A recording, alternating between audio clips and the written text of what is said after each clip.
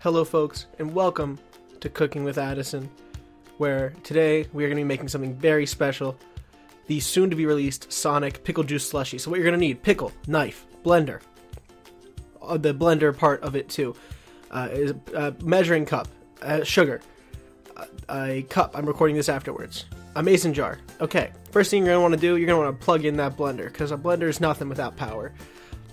Once you got your blender plugged in, you're going to be wanting to put some ice cubes in there, more than I just put in. But, I also remember to put the top on. I forgot that.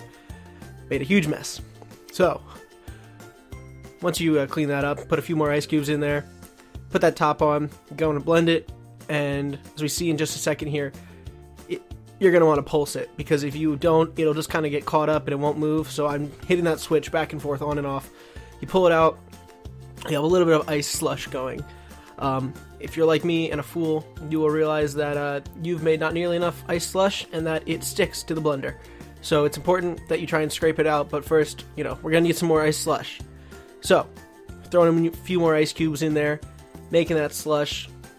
Let's just, I'm putting that cut top, now we're making that slush, getting very slushy, getting a lot of ice slush just going on so that we can make a wonderful icy little drink. Just kind of pulsing to get that good slushy consistency. I was speeding up here because you can see it take a while.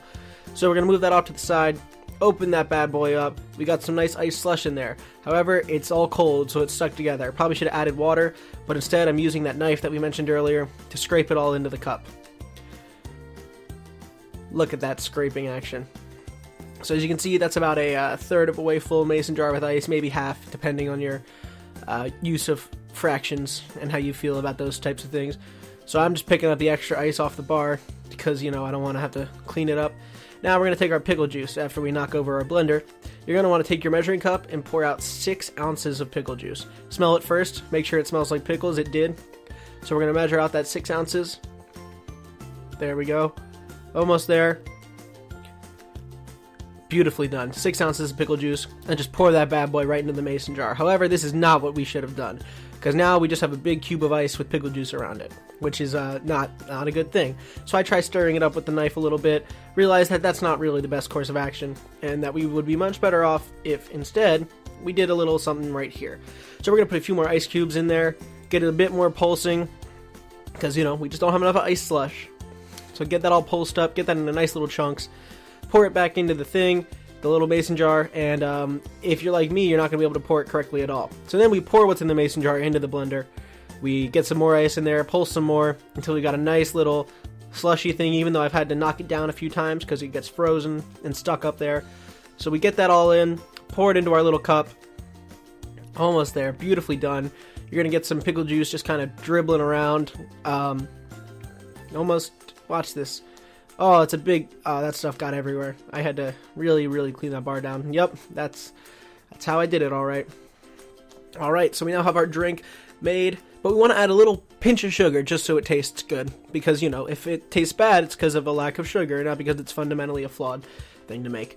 So, take just a little bit of sugar, pour it in there, put it over that pickle juice, get your straw ready, put that straw in there, stir it up a little bit so you get that nice consistency. Look at that stirring. And now we are going to want to garnish this because we don't want it to look decorative. So we're going to do like you would in a restaurant if the restaurant was serving you a pickle juice slushy monstrosity. So you take it, score your pickle just a little bit, put it right on the rim there.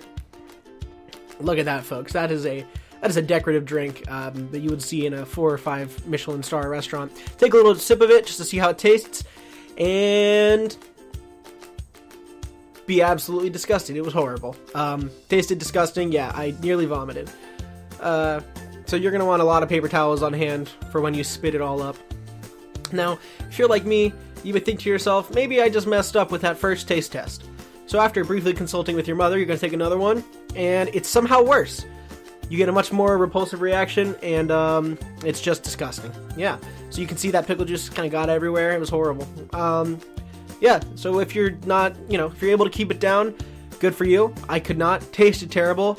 2 thumbs down. Would not recommend a homemade pickle juice slushie. Wait for Sonic to make it. Or just don't try it. I think it's just fundamentally a bad thing to do.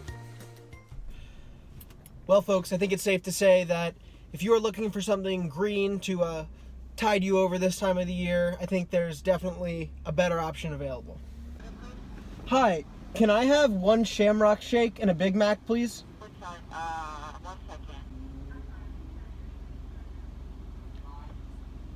I'm sorry, we don't have any shamrock. What was that? We don't have any shamrock. Oh, you don't? No. Oh, okay. All right. Well, folks, my McDonald's no longer serves Shamrock Shakes. It is the last day of March, so I feel like they should still be doing it, but also it's understandable. So instead, I've got a chocolate shake. But let's imagine, if you will, that this was a Shamrock Shake, and let's give our Shamrock Shake here a little review.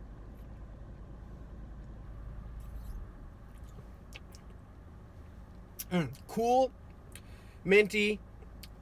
It tastes just like St. Patrick's Day, and it really just that slightest. It's almost vanilla with the slightest hint of mint, and it really puts me in the mood for really quenches that urge for green stuff.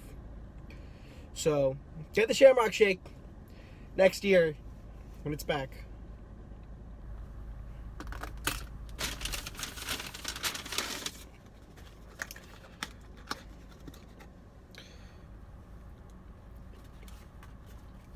Well, that's all for now, folks.